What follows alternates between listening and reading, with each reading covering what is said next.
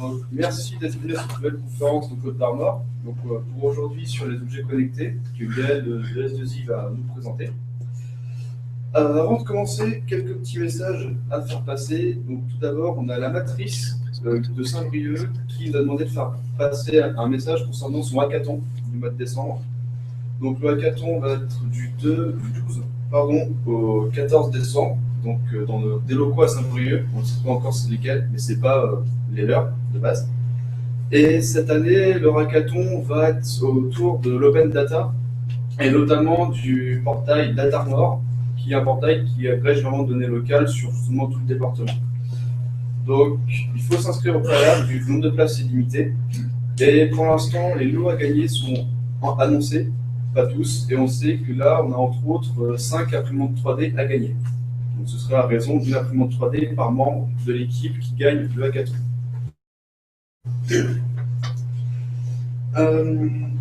Également, là, Gaël aujourd'hui nous présente l'objet connecté. Sinon, on est toujours en recherche de speakers. Donc, s'il y a une techno que vous aimez bien, si vous écoutez un collègue, votre voisin ou un ami qui a un sujet qui lui tient à cœur, qui nous contacte. Ça peut être sur du dev, ça peut être un sujet technique, ça peut être tout n'importe quoi. On est toujours à la recherche de speakers. Donc, si quelqu'un est intéressé, n'hésitez pas à faire passer le message.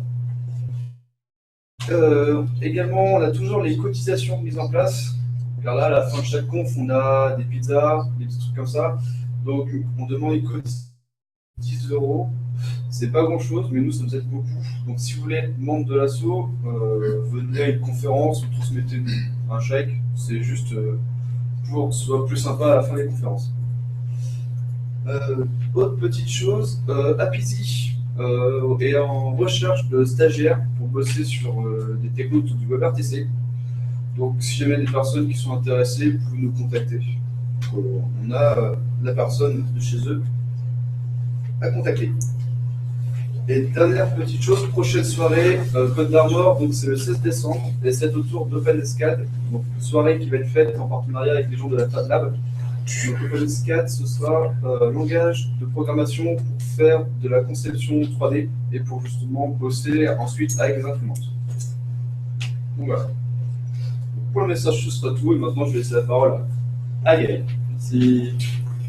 Alors, pour commencer, je vais faire une petite démonstration des Google Glass. Je ne sais pas si vous êtes déjà habitué à ces nouveaux devices. Donc, c'est sorti pour les développeurs depuis 6 mois, 1 an. Et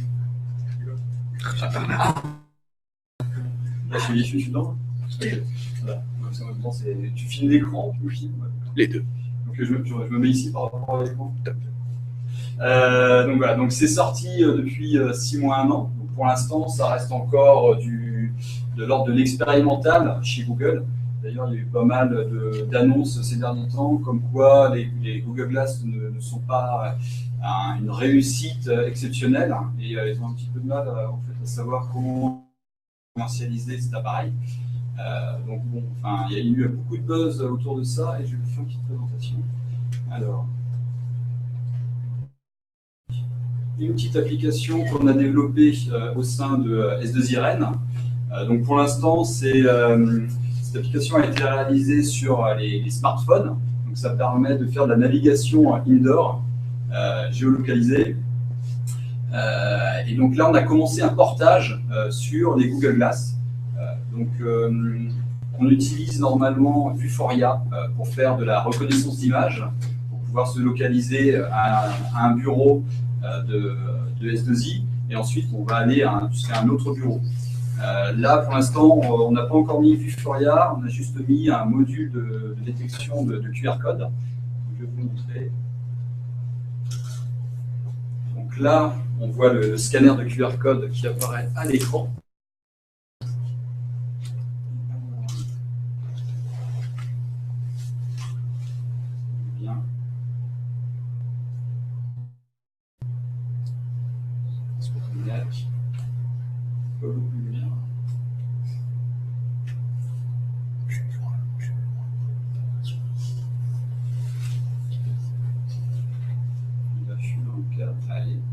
Voilà, c'est rapide.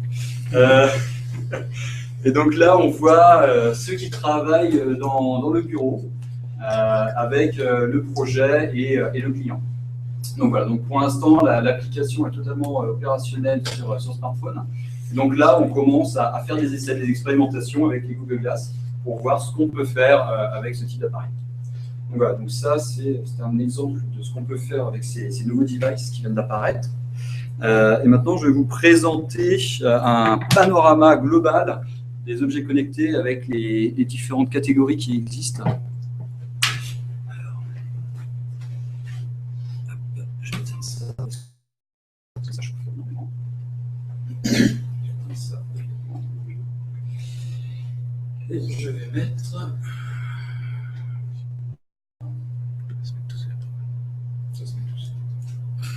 En théorie. On cherche. Voilà.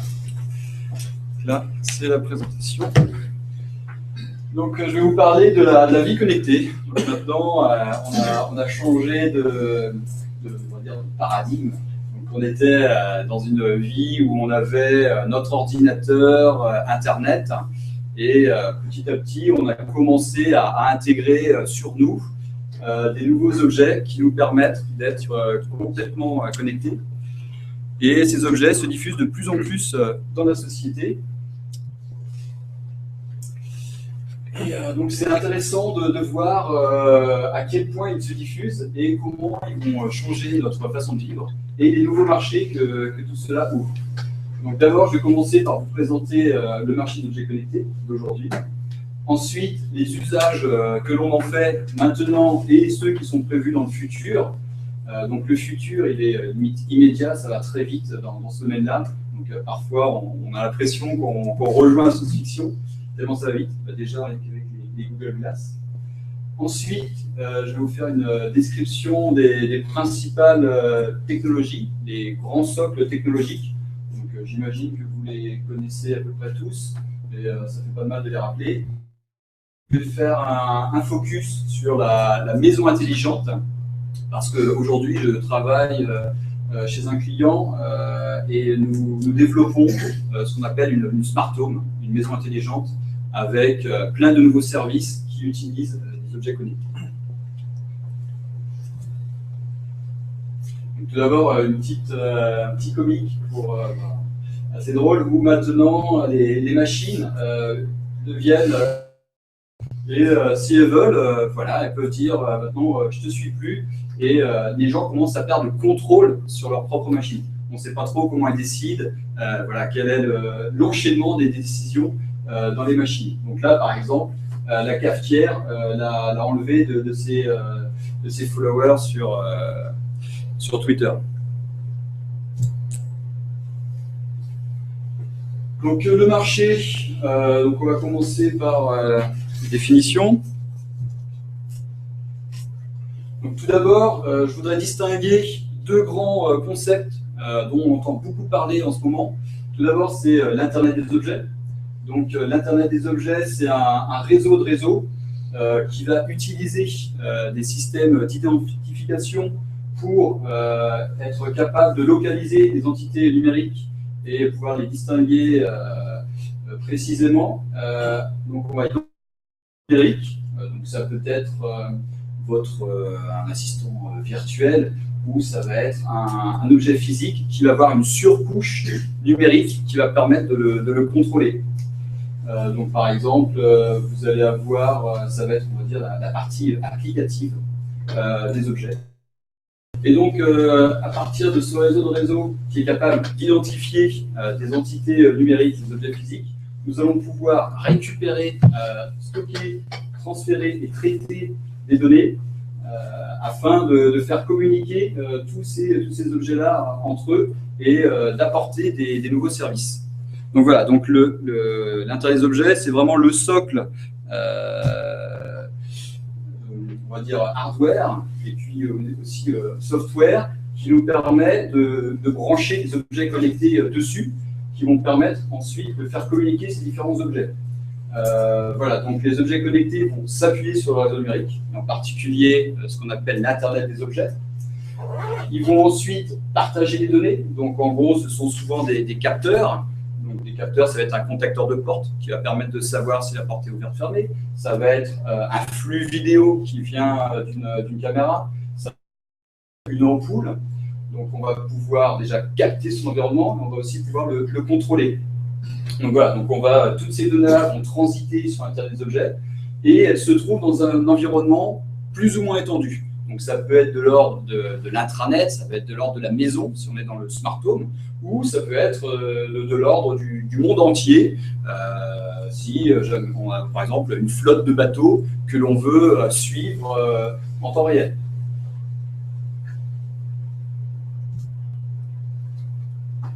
Alors, quelques chiffres pour se faire un petit peu la mesure de l'ampleur de ces objets connectés.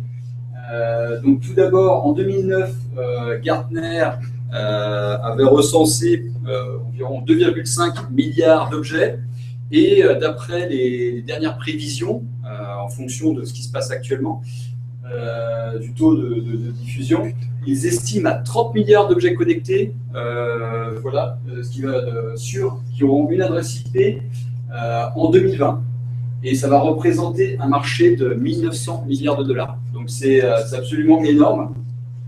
Et ce marché a connu une progression exponentielle avec l'arrivée des smartphones, et en particulier de l'iPhone, en 2007.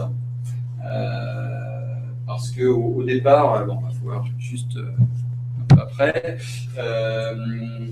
au départ, il y avait, on était sur nos ordinateurs fixes et maintenant, avec on a tous besoin d'avoir une adresse IP sur soi. Et dans un foyer, avant il y avait un ordinateur, maintenant il y avait une adresse IP, et maintenant on peut arriver à 4, 5, 6, on va dire ordinateurs ou petits ordinateurs qui ont une adresse IP. Alors, ce qui est intéressant, c'est de profiler un petit peu qui est l'homme connecté d'aujourd'hui. Donc, Havas a réalisé fin de l'année dernière une étude intéressante avec un panel de à peu près 600 à 700 internautes âgés de 15 à 50 ans. Et donc, ils leur ont posé différentes questions, passé un petit questionnaire, et voilà les résultats. Donc déjà, il y en a 81% qui en ont déjà entendu parler. Donc ça ne veut pas forcément dire qu'ils savent comment ça fonctionne, mais au moins ils savent que les objets connectés existent et voilà, que ça fait quelque chose de notre environnement. Ensuite, la personne est un homme de 30 ans. Donc j'imagine que ce soir, ça représente à peu près la moyenne d'âge qu'on doit à peu près y être. Ensuite, là, un chiffre qui est beaucoup plus bas, c'est 18% des personnes ont compris ce qu'est l'Internet des objets.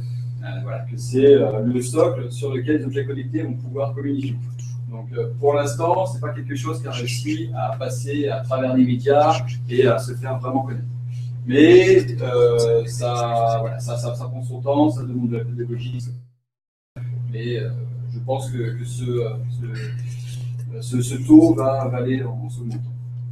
Ensuite, on va avoir une personne sur deux qui comprend le principe de l'objet connecté. Déjà, là, c'est mieux. On est à peu près à 50%. Et voilà, qui comprennent qu'il va y avoir une adresse IP, et qu'on va pouvoir utiliser pour avoir de nouveaux services dans sa vie. Et ensuite, on a ici une liste qui nous permet de voir les objets qui sont les plus intéressants de la vie des personnes sondées. Donc, c'est dans l'ordre du plus intéressant au plus moins intéressant. Donc, tout d'abord, ça va être la voiture qui va intéresser en premier lieu les personnes sondées. Ensuite, ça va être la montre, les lunettes et le glace-personne. Ensuite, on va avoir d'autres objets, mais qui sont moins intéressants à leurs yeux. Donc, ce sera intéressant après qu'on revienne là-dessus à la fin de la conférence pour savoir si certains d'entre vous ont déjà acheté, sont déjà équipés avec ce type de matériel. Ensuite, donc là, c'était des objets qui sont intéressants aux yeux des sondés, et on peut distinguer avec les intentions d'achat. Ce n'est pas parce qu'on trouve que quelque chose est intéressant qu'on va forcément l'acheter. Donc là, les intentions d'achat sont différentes. Donc on va plus facilement acheter une montre parce que ça coûte moins cher, c'est moins engageant. Donc là, tout à l'heure, on avait la voiture, la montre, et maintenant, c'est la montre et la voiture. Donc on voit déjà qu'il y a une différence. Donc après, le troisième, c'est le bracelet. Et tout à l'heure, c'était le réfrigérateur, et le bracelet, il arrivait très très loin. Donc là, on voit que ce sont des choses qui coûtent moins cher ou qui ont vraiment un intérêt dans la vie de tous les jours, comme la voiture. Ensuite, là, c'est plus gênant pour le développement des objets connectés, c'est que 78% des personnes pensent que cela peut nuire à la vie privée. Et en particulier, ce sont les jeunes qui se sentent très concernés par cela, parce qu'ils ont plus l'habitude de gérer les réseaux sociaux et de gérer leur image. Et donc, ils sentent bien que là, il va falloir faire attention, qu'il y a des failles possibles à ce niveau-là. Ensuite, on a 63% des sondés qui sont favorables au développement, donc c'est plus de 50%, donc c'est très intéressant comme outil. Par contre, ce n'est pas homogène entre les hommes et les femmes. Grosso modo, c'est 75% des hommes qui sont favorables et 50% des femmes. Donc voilà, donc il va falloir réussir à convaincre les femmes que non, mais les objets connectés, ça peut améliorer sa vie, et ça a un intérêt. Ensuite, 57% des personnes estiment que le marché sera en place à moyen terme, donc d'ici 2020, parce que c'est vrai que pour l'instant, nous sommes souvent dans la première génération d'objets connectés, avec des objets qui ne marchent pas forcément bien, des fabricants qui vont mettre la clé sous la porte au bout de 6 mois, ou qui changent du tout au tout. Voilà. Donc pour l'instant, c'est assez difficile de se lancer dans ce marché, parce que voilà, c'est très fluctuant, c'est pas encore stabilisé, mais les gens pensent que d'ici 5-10 ans, on devrait avoir quelque chose de plus stable, où ça va être plus simple pour consommer dans ce marché-là. Alors, quels sont les avantages? Donc, après, avantages et inconvénients. Donc déjà, accès en continu à ces données. Donc ça, c'est important pour les gens. En gros, c'est le phénomène des smartphones. Hein. Le smartphone, c'est vraiment l'objet connecté de base. Donc qui permet d'ubiquité. N'importe où on va maintenant, on s'attend à avoir ses données, ses mails, pouvoir retrouver son espace personnel. Voilà, on doit pouvoir l'emporter avec nous.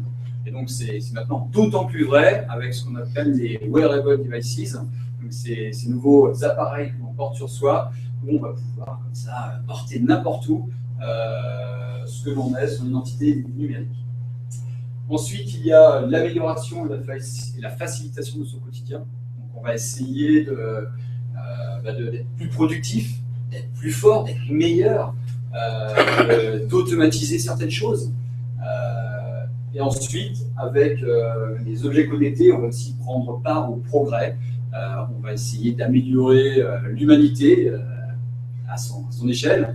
Mais quelque part, si on utilise bien ces technologies-là, on doit être capable de faire des économies d'énergie, on doit être capable d'améliorer le développement durable. Voilà, donc si on utilise bien ces nouvelles technos, quelque part, on fait du bien à l'humanité. Bon, ça reste un sujet à débat, mais c'est un point important. Ensuite, les limites.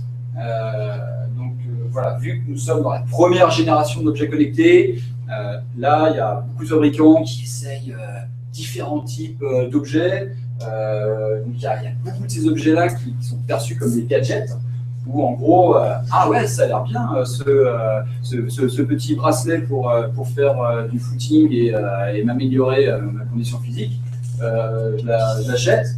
Et donc, il y en a plein qui se sont dit, ça y est, je vais faire un marathon. Donc, ils achètent un bracelet pour devenir des marathoniens.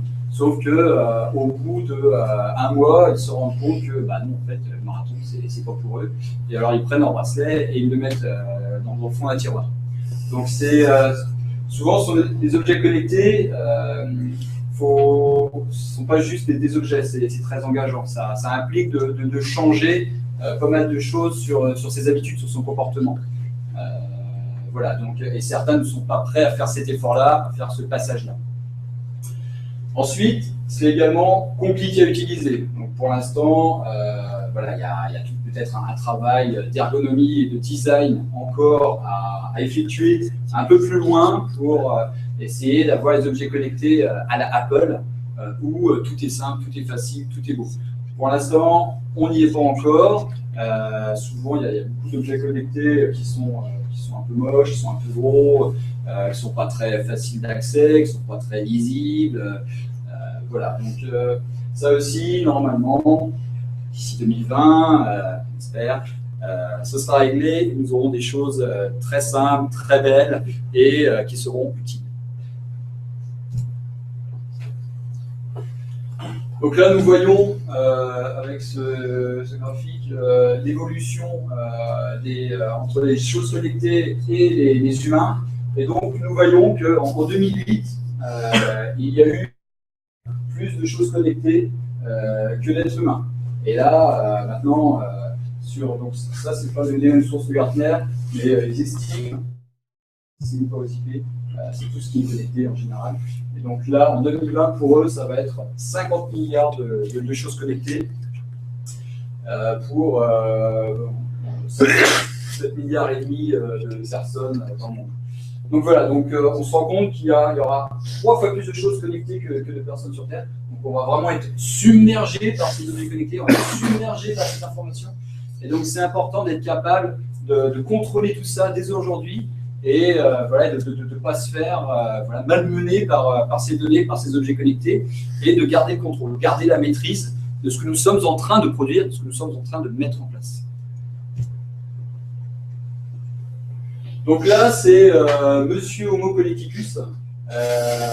Nous serons tous comme voilà, regardez, c'est l'image d'une photo de vous en 2020 où vous aurez donc là, des dents connectées qui seront capables de transmettre des sons à l'oreille pour remplacer les oreillettes Bluetooth. Donc, en gros, on mettra un implant et par résonance dans la mâchoire, on entendra mieux qu'avec une oreillette Bluetooth. Et ça viendra moins important. Donc, nous aurons également des pilules électroniques capables d'aller dans nos intestins pour nous soigner. Voilà, et après, il y a déjà des objets qui existent dès aujourd'hui, les brosses à dents, le bracelet, la fourchette. Ça, ce n'est pas de la science-fiction, ça existe déjà, et d'ailleurs, je vais vous les présenter. Alors, quelques grands noms d'entreprises du secteur des objets connectés. Donc, vu que je parle du marché, c'est bien de les présenter. Donc, tout d'abord, on va avoir des acteurs historiques des objets connectés, comme Parrot, avec leur drone, et également leur Flower Power, WeSings, avec leur balance. Donc ça, ce sont des pure players qui ne font que ça. Ensuite, on va avoir, on va dire, des gros acteurs locaux comme Orange ou Technicolor qui dans de R&D vont vers les objets connectés, développent des nouveaux produits. Ensuite, il y a les opérateurs également comme SFR. Donc SFR et Orange, là dernièrement par exemple, sur la domotique, maintenant ont des solutions dans leur box pour être capable de gérer différents services dans sa maison. Et donc on a des nouveaux services qui se rajoutent à tout ce qui était TV, Internet, téléphonie. Et donc maintenant, on va avoir des services de domotique, de santé, voilà, qui viennent dans nos box et dans nos forfaits. Ensuite, il y a les deux grands américains, Google et Apple, qui drivent un petit peu tout ça. Et donc là, Au départ, ils étaient un petit peu timorés, on ne savait pas trop ce qu'ils faisaient. Ils arrivaient un petit peu après Parrot, Things et les autres. Et maintenant, là, depuis quelques mois, depuis cet été, il y a une grande annonce chez Google et chez Apple, avec HealthKit, HomeKit pour Apple, avec Google Fit, Google Wear, Google TV, Google Car. Donc là, il y a plein d'API qui sont en train d'arriver chez Google et Apple. Et donc d'ici la fin de l'année, là, il y a vraiment une grosse accélération dans le domaine. Ensuite, il y a les fabricants comme Netbox. Donc ça, c'est un fabricant asiatique qui fabrique une multitude d'objets connectés en Zigbee, en Z-Wave, avec les grands protocoles du domaine. Après, on va avoir des acteurs comme Nike, qui se sont lancés très très tôt dans les objets connectés, dès 2006 avec Nike Plus, où il y avait déjà un petit capteur que l'on mettait dans sa chaussure pour voir ce qu'on pourrait et se comparer avec d'autres joggers. Et donc Nike très tôt a lancé la gamification, a lancé les objets connectés. Voilà, donc ils ont été les précurseurs dans le domaine. Ensuite, il y a Fitbit avec leur bracelet qui est très bien, qui fonctionne bien. Après, il y a Jawbone Up aussi dans le même style. Vous allez avoir Happy Labs pour les fourchettes. Donc ça, c'est un fabricant, constructeur français. Ce qui est bien, c'est qu'en France, on a une grande variété d'acteurs dans tous les domaines. Donc ça, c'est aussi quelque chose qui est intéressant pour nous, de bien comprendre ce marché-là. C'est que voilà, c'est un domaine où nous ne sommes pas en retard en ce moment. Après, il y a Samsung. Samsung n'est pas comme Google et Apple, juste dans les smartphones, dans les tablettes. Eux, ils font également des télévisions, de l'électroménager. Enfin, voilà, ils sont encore plus diversifiés au niveau de la fabrication d'appareils. Et maintenant, ils sont en train de mettre tout ça en réseau, ils sont en train de tout connecter. Donc, c'est important aussi de suivre Samsung, qui également les OS développe des OS concurrents à Android et iOS qui zone. Donc voilà, Samsung a d'autres solutions à apporter. OPT Invent, donc ça c'est une entreprise rennaise qui fabrique des lunettes connectées. Ils n'ont pas forcément pris les mêmes choix techniques que Google. Et d'ailleurs, leurs choix sont très bons, à mon sens. Et voilà, et donc là, petit à petit, ils commencent à se faire connaître. Pour l'instant, ils ne sont pas encore arrivés à des ventes, on va dire, commerciales importantes, mais ça commence à se mettre en place, ça s'industrialise, et je pense qu'ils ont tout pour être une réussite. Et enfin, Rennes Métropole, je viens de Rennes, où maintenant les collectivités se lancent également dans les objets connectés, ont bien compris que grâce à tous ces objets, ils peuvent récupérer de nombreuses données de la part de leurs citoyens et être capables de communiquer et de partager par exemple sur la détérioration de bus, ou pour récupérer des idées ou des avis, ou transmettre des messages. Donc voilà, on voit que le marché est très très large. Donc là c'est une petite, pareil, un petit peu d'humour. En fait, la personne sait qu'il y a eu feu chez lui parce qu'il a déjà les pubs de Google pour acheter un extincteur de feu et pour louer une maison temporaire. Donc voilà, donc maintenant ça va très vite, hein, tout est lié, tout est connecté et donc voilà. Parce que je ne sais pas si vous savez, aussi Nest qui a été racheté par Google pour 3 milliards de dollars en début d'année. Donc les entreprises qui sont dans ce domaine-là valent très cher. Dès qu'on a une techno à peu près bonne, voilà, tout de suite, on est valorisé à des milliards. Alors maintenant, je vais vous présenter les différents usages que l'on a dans les objets connectés. Donc là, j'en ai listé 9 que je vais faire. Par la santé.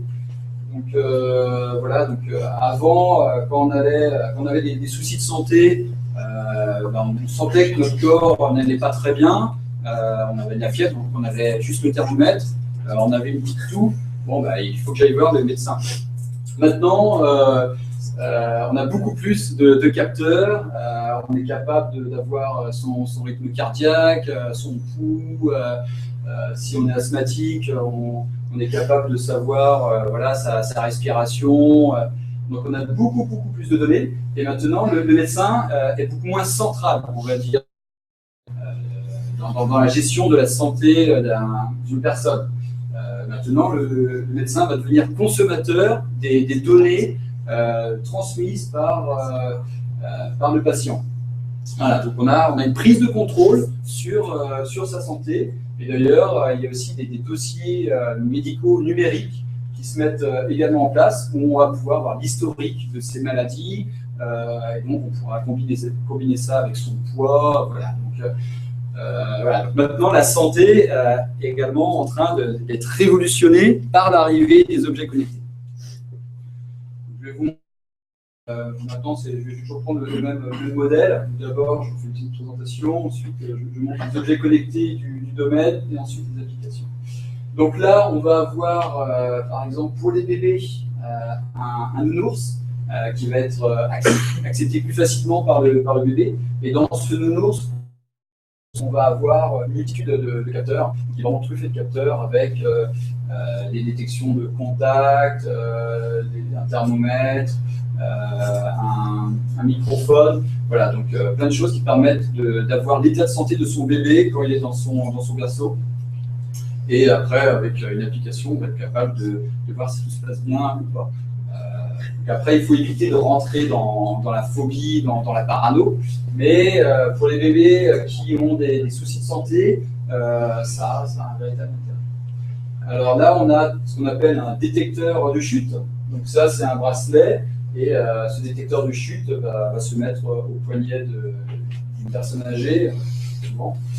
Là, on a les Google Glass qui nous permettent d'avoir différentes applications.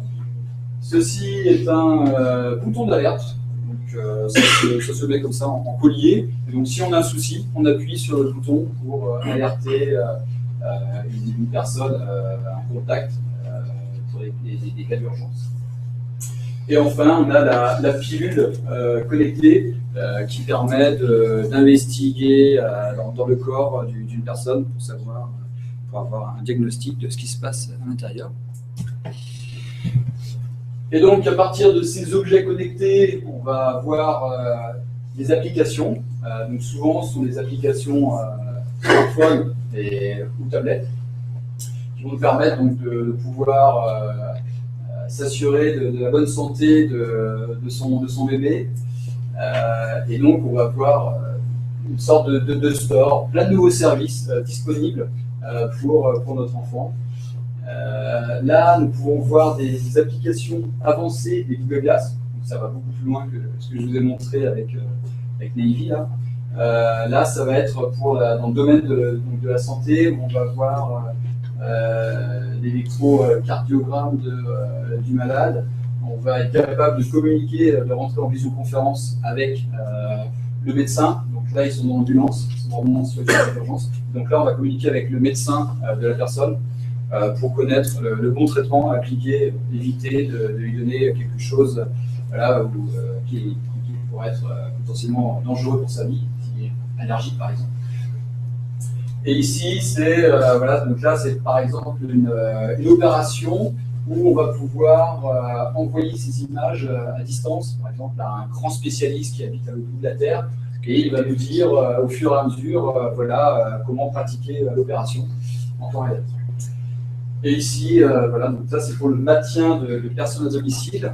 Donc c'est quelque chose qui est très important aujourd'hui, où il y a le papy boom qui explose et les personnes sont de plus en plus désireuses de garder leur autonomie, de rester chez elles le plus longtemps possible. Et donc, pour ce faire, il existe maintenant des solutions qui permettent, avec des contacteurs de porte, avec les détecteurs de chute, avec le bouton d'alerte, tous ces objets connectés-là vont permettre aux personnes de rester plus longtemps chez elles, autonomes, et assistées technologiquement.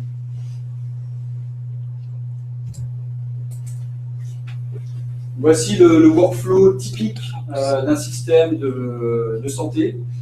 Donc tout d'abord, on va voir le patient qui va prendre des mesures avec des objets connectés. Ensuite, ces mesures, ces données-là sont envoyées à un smartphone. Ici, on a ce qu'on appelle du self-learning. Donc c'est des technos qui existent depuis longtemps, mais qui maintenant reviennent sur le devant de la scène avec l'arrivée du big data. Et donc, on va être capable de calculer des modèles qui vont nous permettre de mieux connaître ce patient et de lui donner un traitement plus adapté à ses problèmes. Et donc, pour ce faire, on va également passer par des où souvent les données sont envoyées, ce sont des données anonymisées, où on va faire des grands traitements. Ici, ce sont la partie big data. Voilà.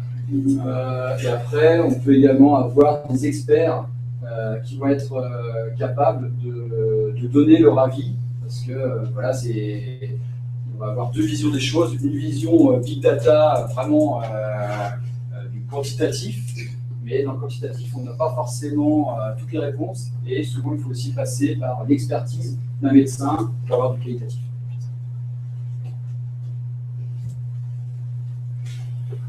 Donc là, ça c'est un exemple qui vient des États-Unis, où la santé, ils n'ont pas un système de sécurité sociale aussi d'autres.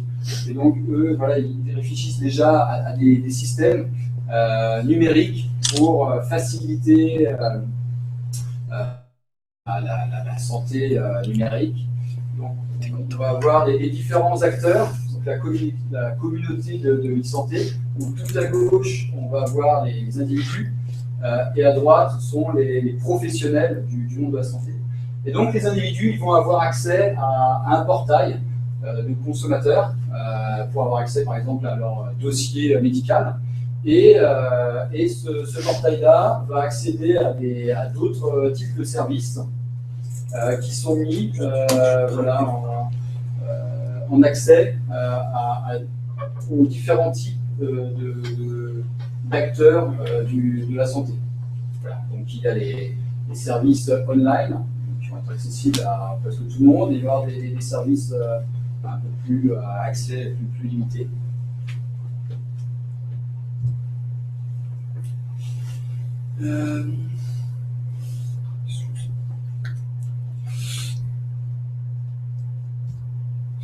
Bon, bah, les vidéos, on verra ça après s'il nous reste un peu de temps.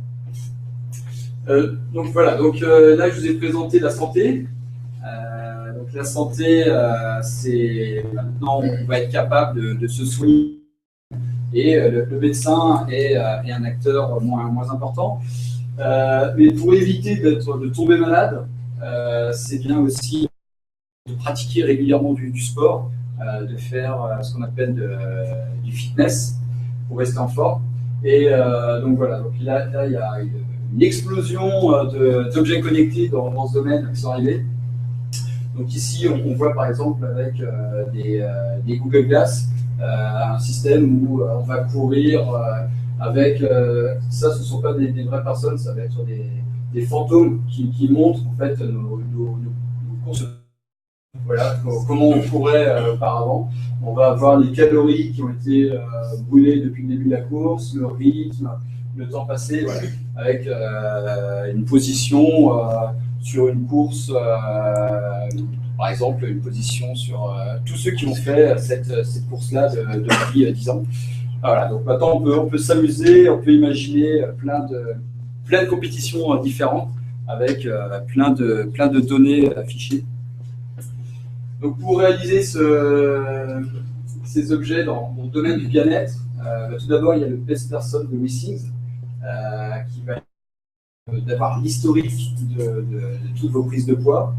Ensuite, ce test personne fait également un capteur de la qualité de l'air et donc va être capable de vous dire si vous devez ouvrir, aérer ou pas votre maison. Donc bon, après, voilà, ça c'est aussi un petit problème du côté gadget où on ne va pas s'amuser à prendre son test personne et le changer de pièce. Donc la qualité de l'air dans la salle de bain, c'est pas forcément quelque chose de primordial. Mais bon. Ensuite, il y a le tensiomètre, également WeSings. Ça, c'est un bracelet donc de fuel qui permet de faire du footing. Ça, c'est la fourchette d'Happy Labs qui permet de connaître en fait votre temps de mastication. Est-ce que vous mangez rapidement ou pas? C'est important pour rester en forme. Ça, c'est le brossage de dents pour savoir si vous brossez vos dents suffisamment longtemps. Voilà, donc tout ça, ça va vous permettre d'avoir une meilleure hygiène de vie. Et là, c'est pour calculer la qualité de votre sommeil. Vous allez avoir un sensor sous votre matelas qui va savoir si vous bougez ou non pendant la nuit. Et ensuite, vous avez une lampe de chevet qui va, en fonction de la qualité de votre sommeil, s'allumer plus ou moins tôt avec une lumière qui correspond à votre organisme.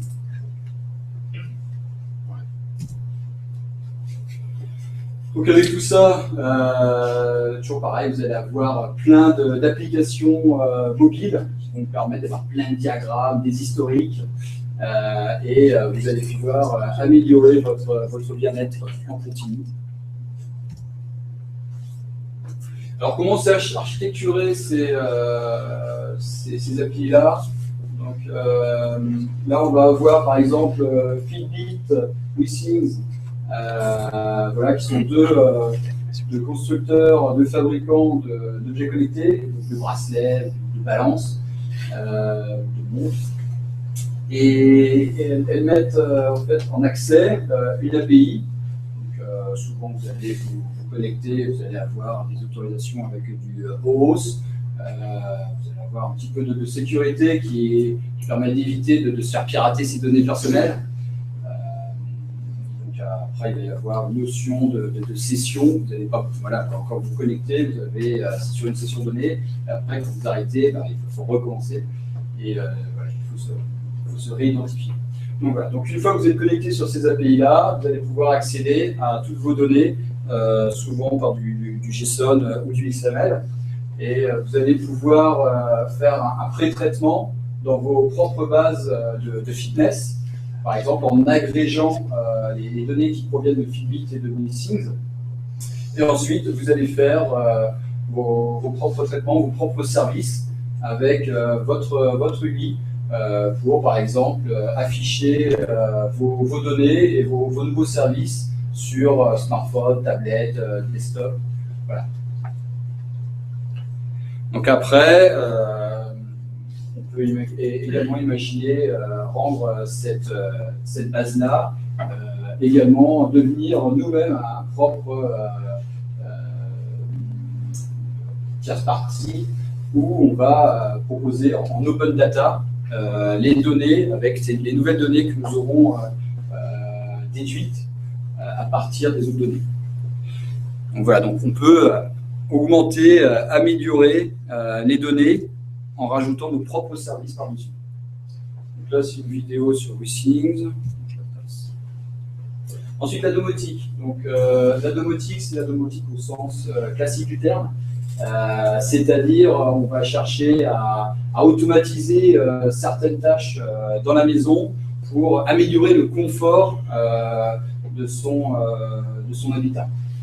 Donc, ça va être par exemple tout ce qui est détecteur de fumée, la VMC, le thermostat, le chauffage. Donc, voilà. Donc, quand je parle de domotique, c'est la domotique, l'ancienne domotique, celle que l'on avait il y a 10-20 ans.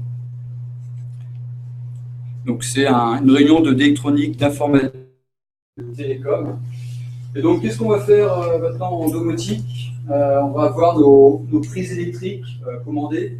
Donc, ça, c'est pareil, ça existe depuis des années et des années. Mais maintenant, voilà, ça se démocratise. Avec l'arrivée des objets connectés, maintenant, elles deviennent plus glamour, plus sympa, plus sexy. Pareil, on va avoir les Philips Hue qui nous permettent de contrôler des ampoules à distance. Donc ça va fonctionner en Wi-Fi, en Z-Wave, en Zigbee. Là, on a le thermostat de Nest qui est capable d'apprendre en fait les valeurs des utilisateurs, les paramètres des utilisateurs. Donc là, c'est du self-learning. C'est un petit niveau, mais c'est déjà un début de self-learning. Ensuite, là, on a le Flower Power de Parrot qui permet de savoir s'il faut arroser ou non sa plante. Et là, on a besoin pour accéder à tous ces devices-là de panneaux de contrôle. Donc là, c'est pareil, c'est quelque chose qui existe depuis longtemps, mais maintenant, ces panneaux de contrôle sont dans les murs, sont des écrans tactiles, c'est directement au niveau du smartphone, de la tablette. Donc voilà, donc, tout ça, c'est diversifié au niveau des supports. Alors, les applications, on va avoir déjà, maintenant, on peut créer différentes ambiances, par exemple avec le Philips Hue. Chaque pièce va avoir son thème. Avec le Nest, on va être capable d'avoir l'historique de la consommation de son chauffage par pièce. Et après, on a déjà un premier pied vers de l'économie d'énergie, si on analyse un petit peu la consommation passée. Après, avec le Flower Power, on va être capable de savoir si on arrose beaucoup ou pas suffisamment sa plante et essayer, pareil, de trouver l'équilibre, trouver le taux d'arrosage optimal pour chacune de ces plantes. Et là, on voit en gros, ça c'est un exemple où on a la possibilité de contrôler à distance ces différents volets.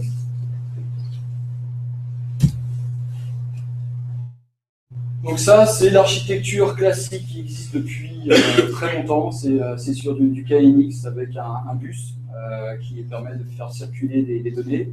Et à côté, on alimente tout ça sur secteur. Donc ça, c'était l'architecture on va dire classique qui est encore beaucoup utilisée pour faire de la domotique traditionnelle. Normalement, vous avez dû entendre parler des smart grids. C'est la possibilité maintenant qu'ont les personnes qui produisent de l'énergie chez elles de pouvoir redistribuer le surplus d'électricité dans le réseau électrique du secteur, du quartier. Voilà, donc on peut faire des gains d'argent si on réussit à produire beaucoup d'électricité et que dans le même temps, on n'en consomme pas trop chez soi. Donc voilà, donc là, on a intérêt à regarder ces postes de consommation d'énergie et d'avoir des éoliennes ou des panneaux solaires. Donc si on arrive à combiner ça, on peut même gagner de l'argent maintenant avec l'électricité.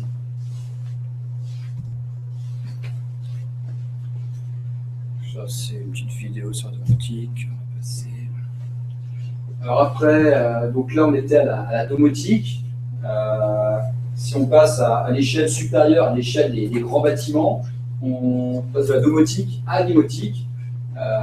Donc souvent, ce sont les mêmes objets connectés qui vont être utilisés pour gérer les fonctions de base de votre bâtiment. Mais on va utiliser des softwares qui vont être plus capables de gérer des complexités plus importantes. Parce que entre 5-6 pièces et des centaines de pièces, il faut d'autres algorithmes, il faut du soft plus robuste. Et donc, on n'a pas les mêmes solutions, on va dire, software. Après, derrière, c'est toujours du KNX, du Yanoshia.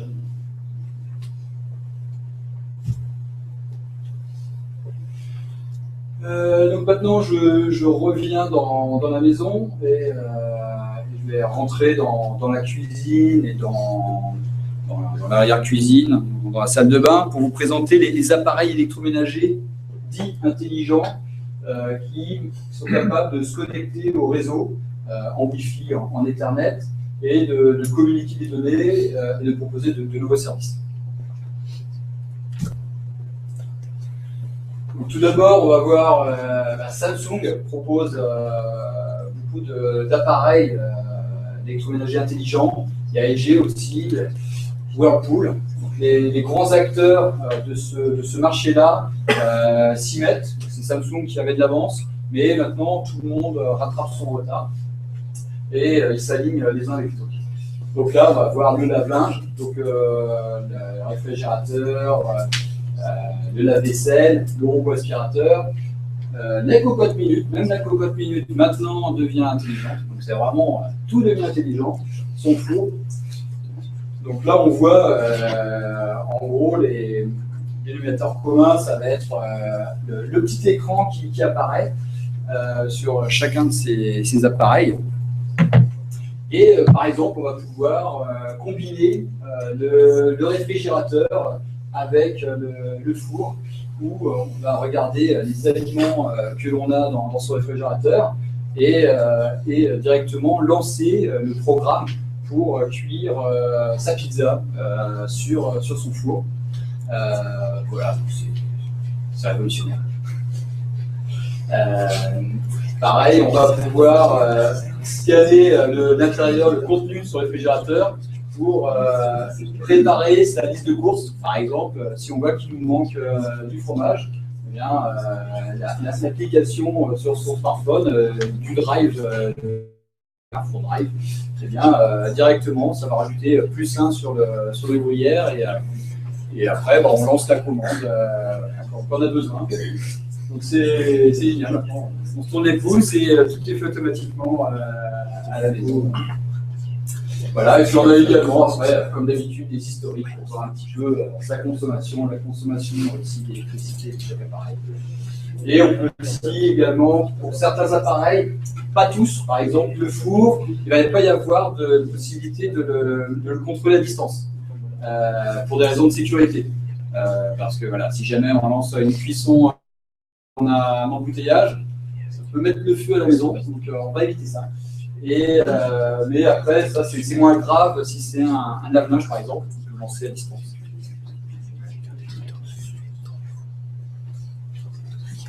Donc ça c'est le schéma qui représente comment l'architecture des maisons connectées avec, chez Samsung, avec donc, les différents appareils qui vont envoyer leurs données et qui vont être contrôlés par le cloud de Samsung.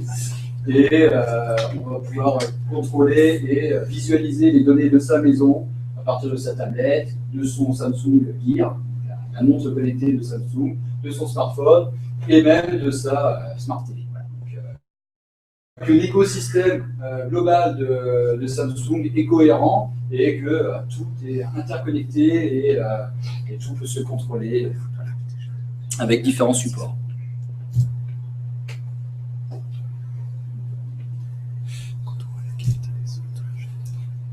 Pour l'instant, je zappe les vidéos parce que si. Voilà, donc là, la sécurité, c'est un autre domaine qui est, on va dire, connu depuis longtemps, mais qui connaît une expansion phénoménale ces derniers temps pour protéger les biens, protéger sa maison et puis se faire cambrioler, mais également protéger les personnes, éviter qu'elles ne se fassent agresser ou qu'il se passe des choses, des drames à la maison par des accidents domestiques, comme un feu, comme du monoxyde de carbone qui est dégagé par un vieux poêle.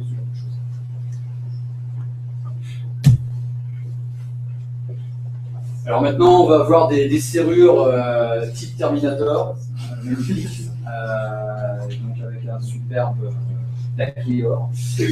On va avoir des simulateurs de présence, des caméras très discrètes, des détecteurs de présence qui ne font pas peur, des contacteurs de porte, là le détecteur de fumée et de CO de Nest, qui est quand même un peu plus diesel que le détecteur de fumée ici. Et donc par exemple, le détecteur de fumée de Nest, si jamais il y a une fausse alarme, on va pouvoir faire un magnifique geste pour lui dire non, c'est une fausse alarme. Donc, il y a même un détecteur de mouvement. C'est très sophistiqué. Connaître aussi le mouvement, hein, parce que quand on panique, à mon avis, on va faire un peu n'importe quoi, mais ça. Parfois, c'est plus simple aussi à bouton. Hein. Et donc, avec le détecteur de présence, on va pouvoir simuler une chambre habitée où on regarde un épisode du Game of Thrones. Là, on va avoir toutes ces caméras qui vont nous donner sur un magnifique dashboard là, les différentes vues de sa maison. On va pouvoir contrôler aussi son garage avec le contacteur de porte, savoir s'il est ouvert ou pas et s'il est ouvert, par qui. On va pouvoir contrôler, programmer même ses serrures avec une petite application et dire, voilà, avec le contact, au moment où on fait le contact, il sait que c'est telle personne, et donc après, il n'y a que cette personne qui peut ouvrir la porte. Ça, c'est l'UI du détecteur. Donc, c'est magnifique, on peut même contrôler son détecteur de fumée, c'est très intéressant. Et on va pouvoir aussi faire des scénarios. Par exemple, on part en vacances. Voilà, et donc quand est-ce que la plage horaire des vacances ou la plage horaire, par exemple, si on part au travail, quand est-ce qu'on rentre et quand est-ce qu'il faut mettre l'alarme en place. Et si l'alarme se déclenche, il faut contacter qui et dans quel ordre. Voilà. Ouais, ça, c'est classique, mais maintenant, ça s'est nettement simplifié. Et c'est aussi plus agréable à utiliser parce qu'on peut le faire avec son smartphone, sa tablette à distance. Alors qu'avant, il y avait juste un panneau de contrôle dans la maison avant de partir et c'était pas très simple. Il y avait 2 boutons et un petit écran que maintenant c'est devenu très sophistiqué. Alors donc ça, c'est la sécurité classique. Voilà, donc on a une box, hein, ça peut être orange, par exemple. Et on va avoir différents objets connectés, des contacteurs de bord, des détecteurs de présence, qui vont nous indiquer si tout se passe bien ou s'il y a un incident ou un fait notable qui se produit dans la maison. Et si oui, il va y avoir donc une remontée de notification via GSM ou via réseau Internet pour aller notifier l'intérêt.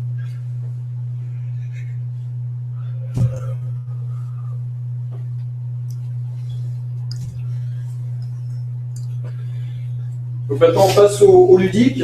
Donc je mets dans le ludique le loisir, les sports et encore autre chose. Donc les objets connectés ouvrent de nouvelles perspectives en termes d'amusement pour tous les âges. Et donc maintenant on va pouvoir avoir de nouvelles sortes de jouets. Donc c'est génial. Là, juste à l'approche de Noël, c'est le moment d'acheter des nouveaux jouets.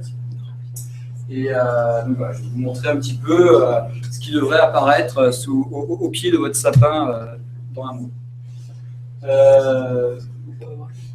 Donc là, vous allez avoir déjà, c'est le Carotte, ou Navastag. C'est l'ancêtre un petit peu des objets communicants. Je ne sais pas si vous le connaissez. C'est déjà disparu.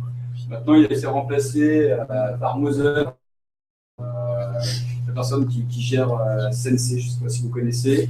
Donc Mother, c'est une petite, pareil, ça ressemble un petit peu aux carottes, blanc, et on utilise des cookies. Donc les cookies, ce sont des détecteurs des accéléromètres ou des thermomètres que l'on va placer à différents endroits de la maison.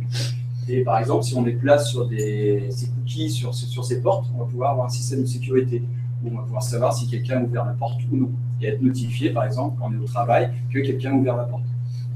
Pareil, le petit cookie, on peut le placer sous son lit et il va être capable de voir les mouvements qui ont eu lieu pendant la nuit pour connaître la qualité du sommeil.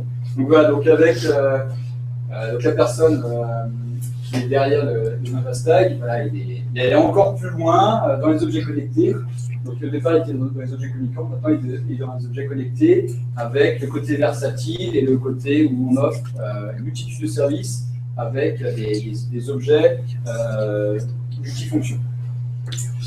À côté, on a des sextoys. Donc c'est pareil, voilà, on peut innover aussi dans ce domaine-là et il y a des nouvelles façons de faire qui apparaissent. Après, il y a des drones. Donc ça, c'est un drone, c'est une petite voiture qui est commandée, qui saute partout. Et le drone volant de Parrot, bien connu, qui existe depuis pas mal de temps.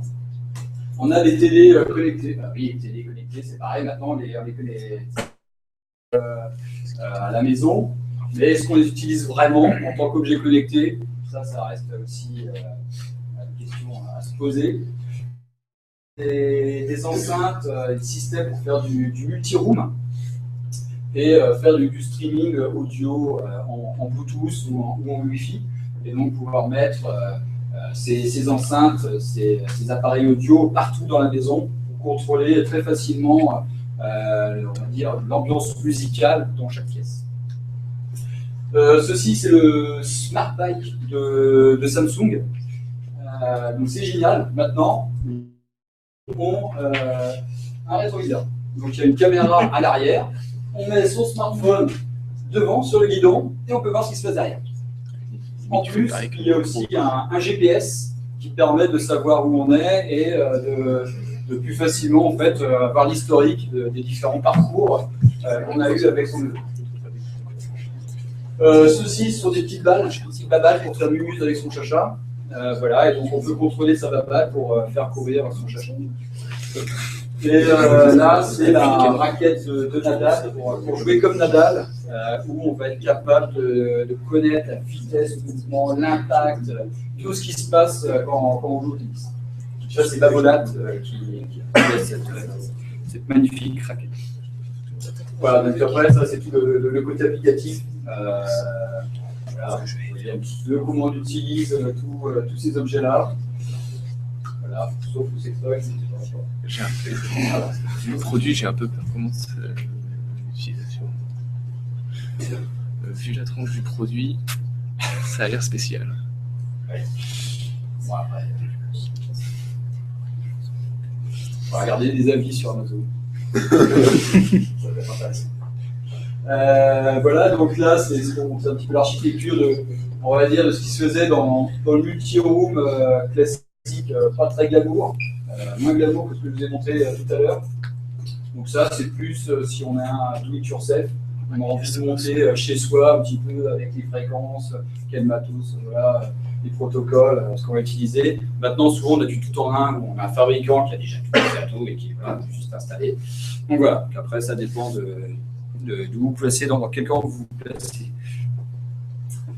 Ça, c'est des vidéos. Donc le transport, maintenant les objets connectés sont arrivés dans vos voitures.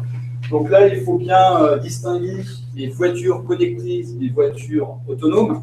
Ce n'est pas pareil, avec les voitures intelligentes comme la Google Car qui est capable de se déplacer toute seule. Avec les voitures connectées, vous êtes dans votre voiture et vous avez votre Bluetooth maintenant, vous êtes capable de communiquer, vous avez le GPS, vous avez toutes ces choses-là, vous avez votre Wi-Fi, vos écrans derrière partout. Voilà. Donc ça, il faut pas faire l'amalgame, il faut bien distinguer l'un et l'autre. Donc là, par exemple, on a une navette autonome qui est capable de connaître son parcours, par exemple dans Paris, pour faire une visite touristique de Paris.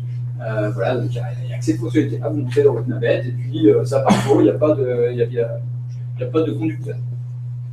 Là, c'est la Google Car, donc, qui est conduite par un aveugle, tranquille, qui est capable d'aller où il veut.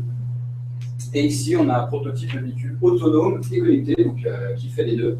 Où vous êtes dans votre voiture et puis en fait, vous ne conduisez pas et vous faites d'autres choses, d'autres activités grâce au service des objets connectés présents dans la voiture. Donc maintenant, le pare-brise que vous allez avoir d'ici un mois ou deux, c'est celui à gauche. Donc là, il est quand même pas mal avancé. Hein, vous allez pouvoir voir, par exemple, là devant, il y a ma copine, il y a Jennifer là, qui est en train de rouler, hop, et puis il met en rouge la voiture. Vous allez discuter, faire un chat avec votre copain, vous avez votre vitesse. Voilà, donc c'est le pare-brise du futur. Et là à droite, c'est comment fonctionne, quels sont les capteurs dans une Google Car. On voit qu'il y a quand même, en gros, les capteurs pour reconnaître l'environnement, il y a la détection de la lumière autour, il y a différentes caméras. Donc à partir de tout ça, l'unité centrale est capable de trouver son chemin. Donc ça, c'est la voiture connectée où dans sa voiture, on est capable d'accéder à plein de services, grâce par exemple à la 4G. Maintenant, c'est d'autant plus facile. Voir des films, voir des applications lourdes, avec beaucoup d'images, des jeux impressionnants, faire du World of Warcraft entre Marseille. Voilà, donc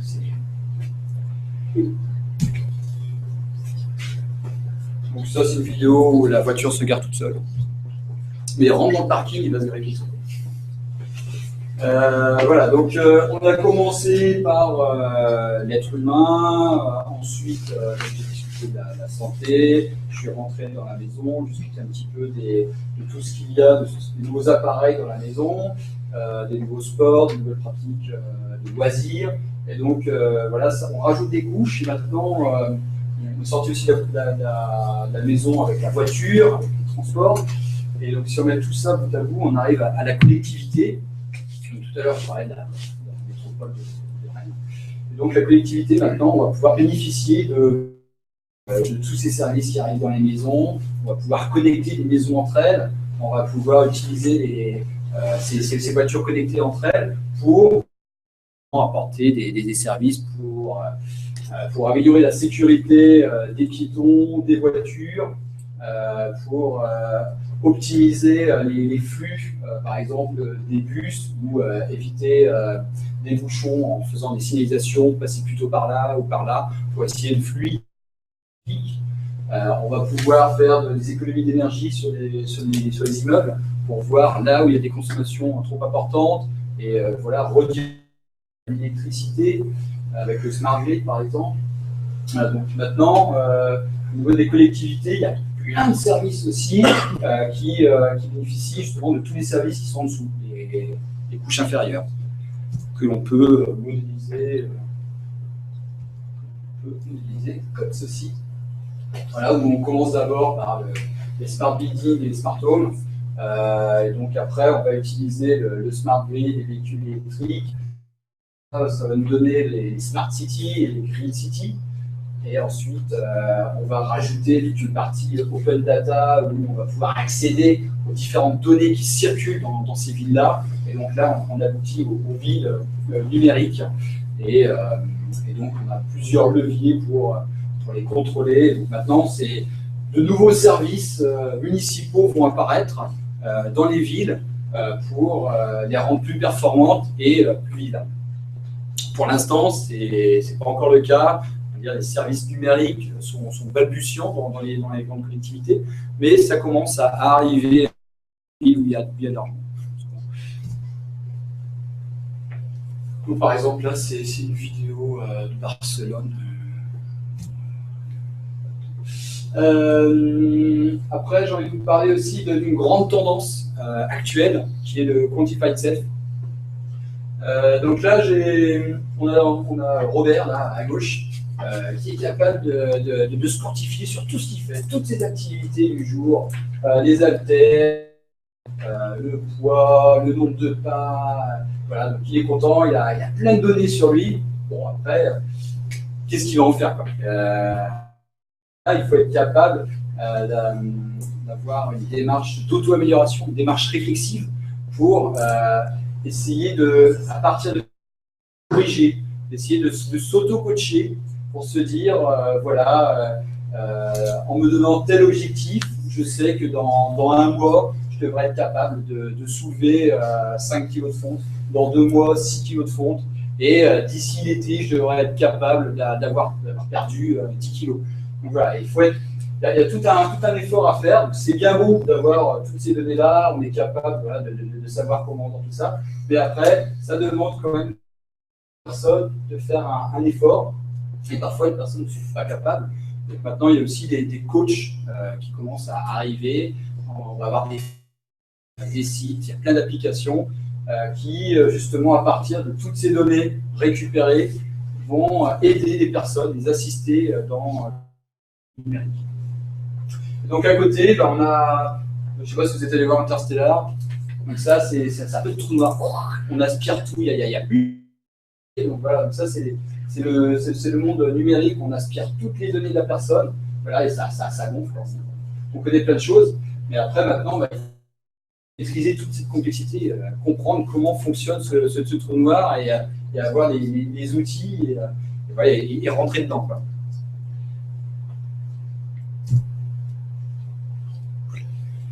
Donc le Quantified Self, pour avoir une sorte de diagramme récapitulatif, on va avoir donc au centre ma vie quantifiée. Donc, pour avoir cette vie quantifiée, il faut être capable d'avoir des capteurs personnalisés, donc, qui vont être capables de récupérer des données sur moi. Ensuite, on va faire de l'analyse personnelle. Donc, il faut avoir des outils qui vont être capables de traiter ces données brutes et capables d'en extraire de l'information. Après, ces données-là et ces informations-là vont être stockées dans du cloud pour pouvoir être retrouvées plus tard, pour être historicisées. Et ensuite, on va essayer de les communiquer, de partager. Par exemple, moi, j'adore le running et j'ai envie de partager ça avec d'autres personnes qui adorent le running et qui ont peut-être déjà passé un stade que je n'ai pas encore passé. Et donc, c'est intéressant de les contacter et de leur montrer un petit peu où j'en suis. Donc voilà, on va étaler, on va montrer un petit peu ce qu'on sait faire, ce que l'on est avec son identité numérique, avec ce qu'on a récupéré comme données Virtual Sensor. Voilà, donc tout autour gravitent différents domaines autour de cette vie quantifiée. Donc on voit qu'on peut maintenant travailler dans la recherche, dans le légal, dans les sensors, dans les programmes de bien-être. Enfin, c'est très large, ça touche vraiment beaucoup de choses, ce Quantified Self.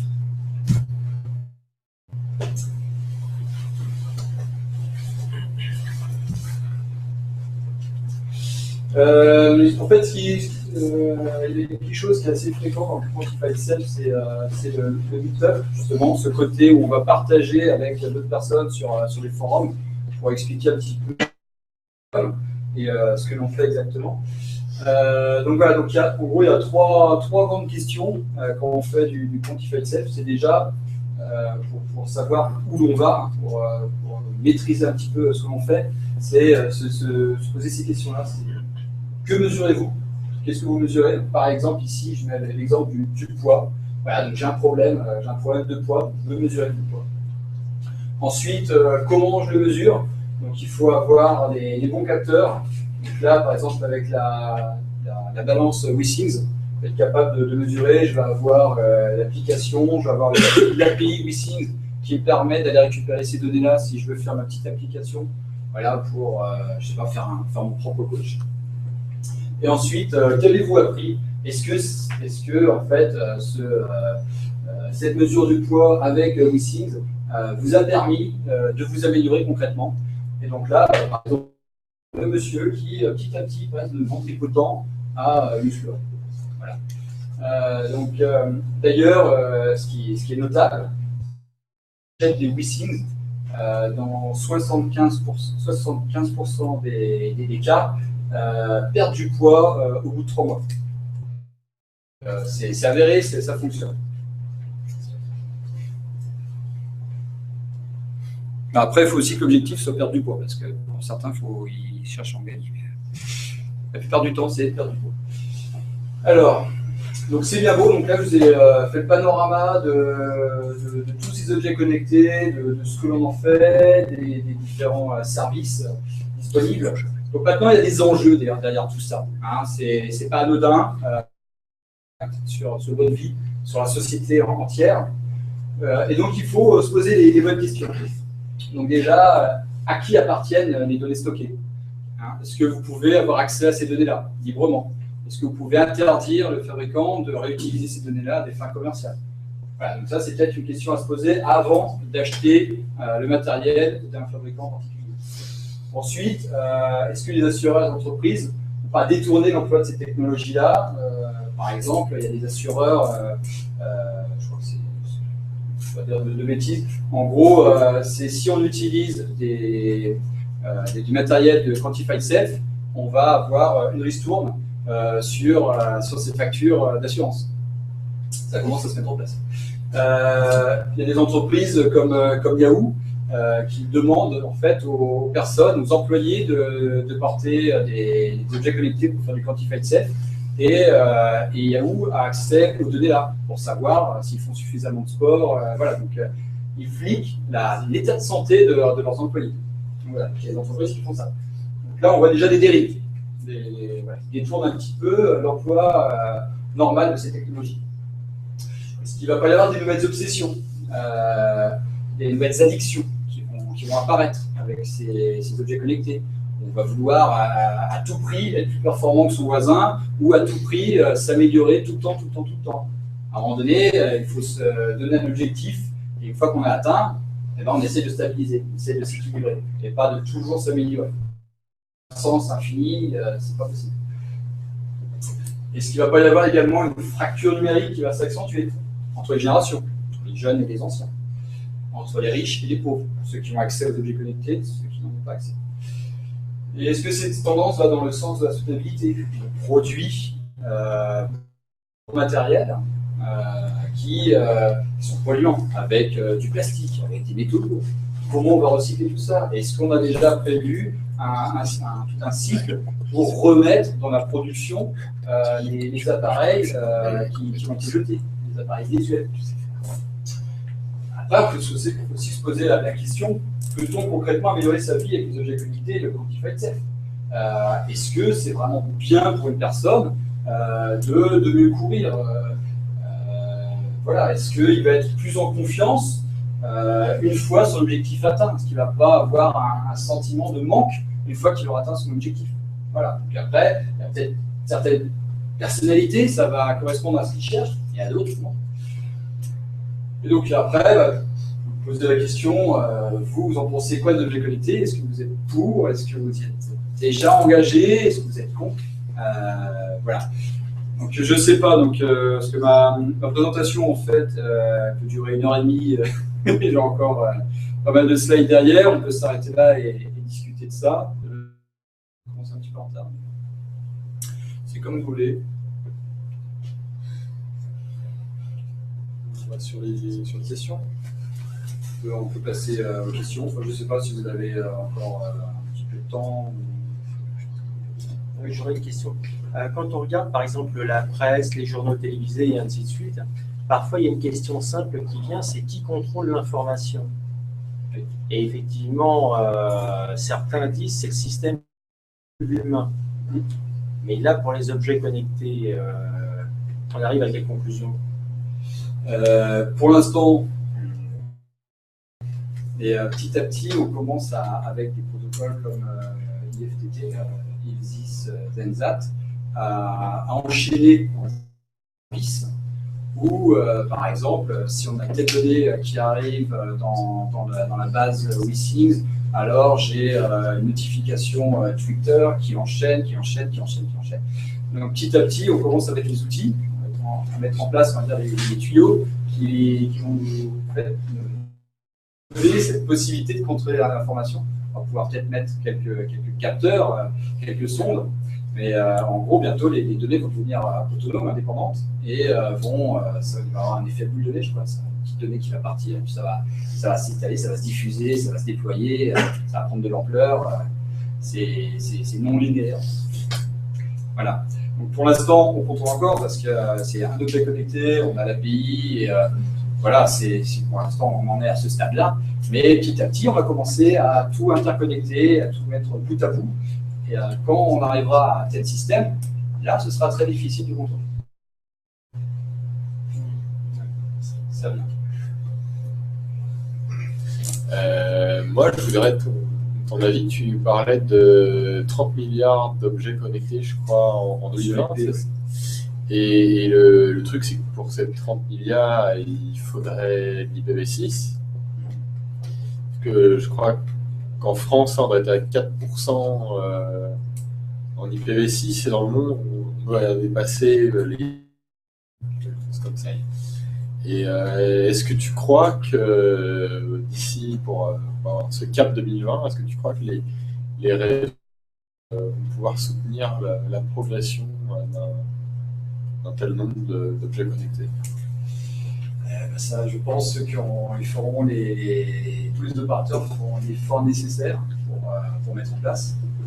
Typiquement, on a vu 2007, il n'y avait pas de smartphone, en 2008, et on s'est retrouvé, ils ont été capables de produire des dizaines, des centaines de millions de smartphones en très peu de temps. Au niveau technologique, il faut faire un effort important, on est capable de l'accueillir. Juste pour revenir sur ce qu'il a dit, de toute façon, à l'heure actuelle, en nombre d'objets, on a plus que d'IPv4. Oui. Avec le NAT, on arrive quand même à envoyer énormément d'objets derrière grâce à ça, donc ça posera pas. On va avoir des routeurs, il y a toujours des solutions, effectivement. Après, avoir une IP vraiment fixe qui détermine vraiment précisément. Effectivement, le besoin ne s'en ressent pas encore totalement parce qu'on a des solutions de contournement. Et ça.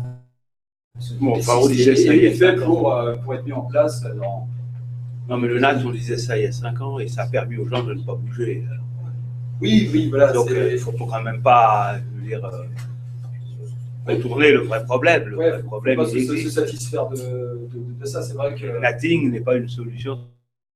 Oui. Or, tous les opérateurs ou les particuliers qui utilisent le NATing se cachent derrière ça pour ne pas faire l'effort IPv6. Donc, absolument. D'investir. Je On vais ne dire peut pas déplacer le problème pendant des années. Je voudrais revenir sur ce à qui appartiennent les données stockées. Et ce que tu as dit qui me semble très intéressant, c'est qu'il y a plusieurs niveaux, plusieurs empilages d'applications, donc pour chaque application, éventuellement l'API qui va bien avec. Et les données élémentaires, les données des capteurs, partent dans toutes les directions. Et à ce moment-là, une personne, une famille, ne voit plus les données partir. Est-ce qu'il n'y a pas une réflexion à avoir sur le fait que une certaine agrégation, comme tu dis, donner au capteur la possibilité d'en retirer de l'information, que cette étape-là soit une étape dont on reste propriétaire, soit par l'intermédiaire de soft qu'on a sur son smartphone, soit à l'intérieur de ta box, enfin, je ne sais pas comment, et que de la même manière qu'on décide que telle photo, on la donne, mais qu'on ne donne pas toutes les photos qu'on a par appareil photo, parce que peut-être, de la même manière, on va décider quelle information agrégée on va laisser sortir de chez soi ou pas. C'est simplement une piste de réflexion. Public, en fait. Mais pas au niveau de la data de base, au niveau de la data agglomérée en quelque chose qui a du sens. Quoi. Oui. Moi, je pense que c'est vraiment une piste de réflexion. Et l'information qu'on a su en tirer, en extraire, effectivement, c'est pas forcément de la maîtriser. Je pense qu'il va y avoir des solutions qui vont se mettre en place, peut-être des solutions sorte de cloud. Oui, on va avoir son serveur, on va pouvoir maîtriser, avoir une vue de ces données. Et puis là-dessus, on choisit ce qu'on veut laisser partir ou pas laisser partir. Voilà, c'est ça. Mais ça demande que les applis, elles soient chez toi. Oui. Et ça demande, ou sur ton smartphone. On peut avoir un hébergeur comme. Ou sur un hébergeur où tu as un espace complètement privé. Mais pas du tout que les données de ton poids sur ta balance partent directement sous forme brute, parce qu'après ça, tu n'en es absolument pas. Après, là, on est dans le camp justement plutôt des gens du Turcef, c'est des Fab Labs qui vont produire qui vont construire, créer leurs propres objets, qui vont maîtriser toute la donnée de bout en bout. Et qui vont être capables justement de stocker ça sur leur propre serveur. Mais dans 2 ans, ça sera trop tard, parce que dans 2 ans, les objets, entre guillemets, commerciaux, on ne pourra plus revenir en arrière. Oui. Justement, c'est pour ça qu'il faut faire très attention. Et la CNIL, en ce moment, ils sont totalement débordés. Ah bah oui, ils ne savent pas gérer. Ça, je peux t'assurer. Mais ils ne comprennent pas trop, en gros, les conséquences. Et surtout, là, même au niveau politique, la ligne qui va être suivie, c'est pour l'instant, il faut laisser la place aux entreprises parce que c'est tout un marché qui est en train de se développer. Donc, ils ne se rendent pas compte qu'en faisant ça, on prend des directions, on ne pourra plus faire marche arrière. Oui, mais voilà, on se dit qu'il faut aussi contrer les grands acteurs américains. Et c'est pour ça, en Europe, on va pas mettre des lois pour encadrer ça. Jusqu'à ce que ça soit trop tard. Non, non, ça c'est Oui, clair. oui, bien sûr, mais voilà, c'est vrai que même en ayant conscience, si on n'a pas les outils, si on n'a pas la possibilité de faire, on va se retrouver, de dire, voilà, on va être passif, on va devoir communiquer toutes nos données. Et, ce qui est en même temps très amusant dans ce que tu dis, c'est que si on fait un parallèle avec la malbouffe, on y arrive en ligne droite, on fait exactement la même chose. On ne va pas mettre des lois parce que sinon on va être en retard par rapport aux autres. C'est ça. Ouais. On va se rendre malade. Voilà, c'est ça. Non, on se rend malade, pardon. Voilà, là on voit un danger réel et qui est imminent, hein, qui va nous arriver dessus. Il faut peut-être créer une sorte de résistance. Est-ce qu'il faut, enfin, pas forcément une résistance, mais au moins essayer d'acquérir la connaissance qui va nous permettre de pouvoir garder un minimum, quand on soit peu de vie privée. Derrière tout ça, il y a la notion de contrat d'utilisateur final, que de toute manière, quand tu vas acheter une balance, tu vas commencer par appuyer sur un bouton pour le dire, et que ce contrat-là, quand ils installent un soft sur le PC, ils le lisent dessus. Hein, et là, il y a vraiment une réflexion, et si ce n'est pas fait par les individus, il faut que ça soit fait à un autre niveau. Je sais pas. Par exemple, j'ai regardé pas mal de boîtes d'objets connectés où on regarde un petit peu nos données exactement, comment s'exporter tout ça. C'est pas tout là-dessus. Hein. Quand on achète un objet connecté, on ne sait pas. Hein. C'est un peu le petit bonheur de la chance. Est-ce qu'ils sont soucieux de nos données privées ou pas? On verra. Oui, je crois que c'était juste une question. Est-ce qu'il y a en ce moment, ou peut-être dans le futur, des efforts pour pouvoir normaliser tout ça? Parce que, par exemple, le risque, c'est, par exemple, j'achète un lave-linge Samsung et je suis obligé de reprendre un lave-linge Samsung où je vais devoir rajouter tous les objets de la marque Samsung parce qu'au final, je suis limité à un seul.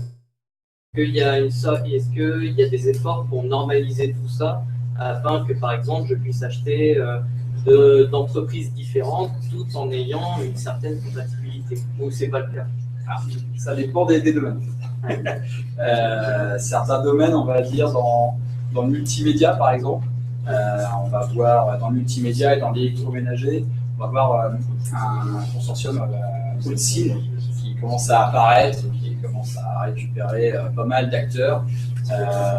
C'est parti de Panasonic, maintenant ils ont récupéré des grands acteurs. On va avoir aussi dans la domotique, là pour l'instant, c'est pas du tout standardisé. Parce qu'en gros, chaque grand acteur de la domotique avait son propre protocole. Et pour l'instant, ils essayent encore de rester sur leur territoire, c'est leur chasse gardée. Donc pour l'instant, ils se battent un petit peu. Ils sont réunis en forum, ils discutent, ils essayent de trouver un compromis, ils font un consortium, voilà, essayer de trouver une solution. Mais ça prend du temps. Et puis pour l'instant, on est dans du Deltador, dans du Legrand, dans du Schneider, on est très siloté. Et à mon avis, voilà, après, on commence à voir Google et Apple qui, eux, viennent avec une vision différente des choses, où en gros, ils proposent une API, puis après, c'est au constructeur de s'aligner sur leur API. Ça va sûrement remettre tout ça en jeu. Voilà. Donc, est-ce que le standard va venir justement comme Google, comme Apple, déjà au niveau de la domotique? On verra. Au niveau du multimédia, ça se met en place. Au niveau de la santé, après, il y a tout ce qui est normes. Donc là, c'est encore plus contraignant. Donc là, là, à mon avis, on va très vite pour la santé, parce que voilà, il faut être capable de gérer plein de normes internationales. Voilà. Donc, ça dépend vraiment du secteur. Je ne peux pas avoir une réponse tranchée, mais c'est plus ou moins avancé selon le secteur. C'est peut-être pas même organisé, c'était pour les réseaux de capteurs, surtout au niveau de la personne, c'était quoi les protocoles, les technologies que vous utilisez pour en ce moment qui ont le vent pour connecter ces objets ça dépend en fait de la portée. Si on est dans le wearable device, par exemple, on va plutôt être dans Bluetooth, où on va appairer par exemple les Google Glass. Si on va être dans la maison, on va être dans du Zigbee ou dans du Z-Wave. l'énergie, un peu le Wi-Fi. Si on est capable, par exemple, souvent les protocoles, il faut trouver le compromis entre la consommation de la batterie et les données qui sont envoyées. Donc le Wi-Fi, ça consomme beaucoup de batterie.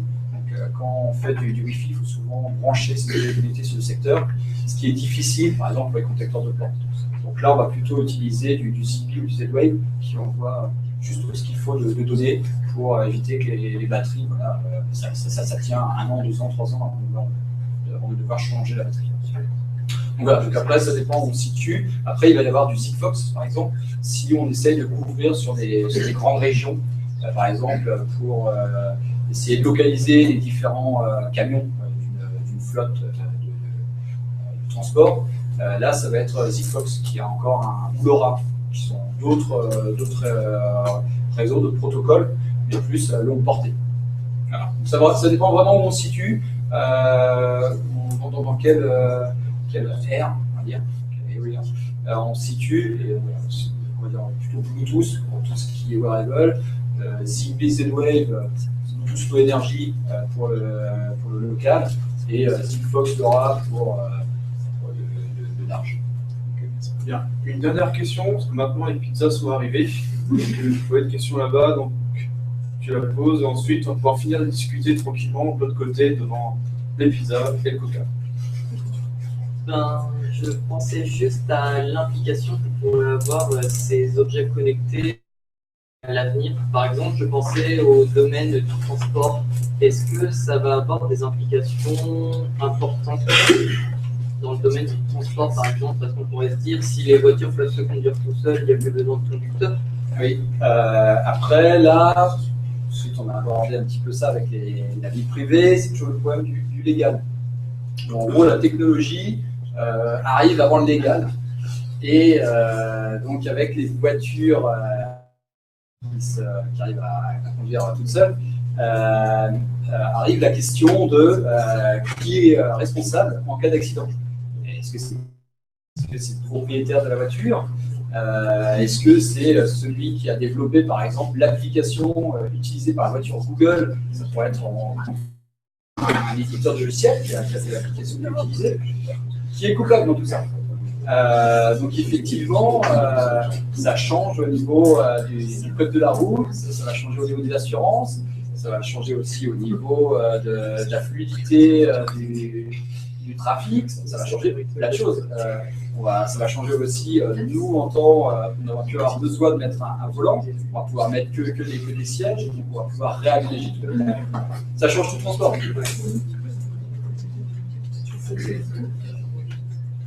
D'autres questions? Non, je crois que c'était la dernière. Voilà. Merci. Merci.